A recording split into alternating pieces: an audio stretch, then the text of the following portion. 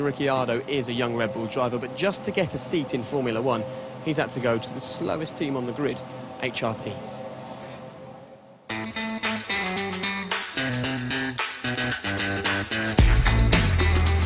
Good to see you. Hey, dude. How's it going, man? Good, and you? Yeah, good. I've just been admiring your car, actually. I was thinking to myself, because obviously this year has been a bit of a struggle in terms of raw pace and race pace and things. How are you going to remember this car of yours? Are you going to look back fondly on the car that gave you your Formula One debut, or Definitely, Really? definitely. I think so. I mean, the first one, hopefully it's the first of many, but it's, you know, I think the first one's always going to be special. It's good, actually. Oh. Now that was accidentally. That was one of our cameras stepping on a bit of your bodywork, but I think it's okay. Should be I think okay. the good news is it was Tonio's car. Yeah. So if we don't tell him, you won't, right? No, anything this side of the garage is fine, and then be a bit more careful over here. Now, when I walk down the pit Oh, lane- not the shoes. Oh no, you don't want the shoes being filmed, do you? He's got a problem with the shoes. Just explain the problem. It's not a very Australian thing. Jeans and running shoes. Out of style, it gets 0 style points. This is perfect. We're outside the Red Bull garage. We've got a Toro Rosso, so perhaps this is the ideal time to talk about the teams that you could end up driving for. I can see you acknowledging people in there. The natural route for you should be into this car, then into that garage. How can you make that happen? Well, it's the route Sebastian Vettel's done and done very well.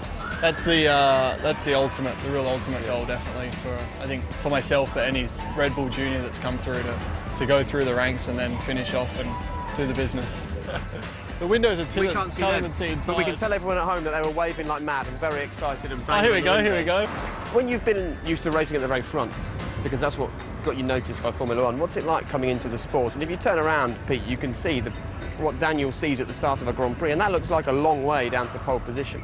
I mean, you just got to be probably a little bit more careful at the back. You know, there's more chance of getting collected in an accident, so be careful, but at the same time, it's a good opportunity to make up some places.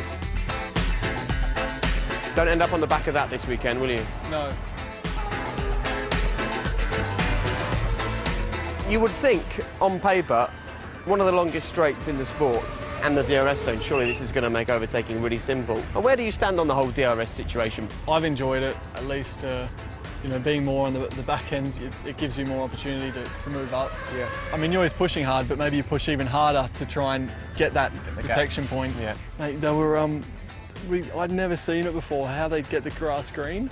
They got like a hose and it shoots out like blue-coloured water. So they're spraying the green onto the grass to make it greener? Yes. Don't believe anything you see.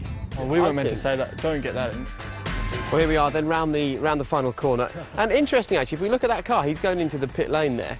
The pit entry, is it right on the racing line here? Because there was lots of discussions about this last year. From memory, it looks the same, so we'll see what the drivers say in the briefing tomorrow. You're in a Formula One drivers briefing. That's what you've dreamt about since you were a 7-year-old karter.